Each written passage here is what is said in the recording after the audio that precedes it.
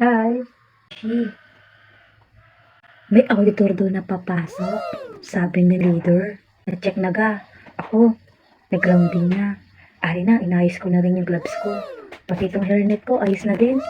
Yan. Performance test na lang mamaya ang magkakasubukan. Kung maulit pa nila tayo. O Beshi, yung gagawin mo ha. Palagi ka na binibili na ni leader.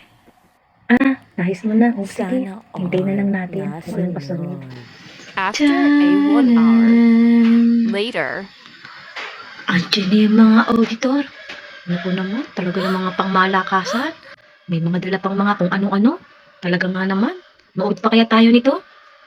Hintayin na lang natin. Beshi, ano yung leader natin? Naku po, ang sabi, malalabasin tayo ng production. Wala tayong plan.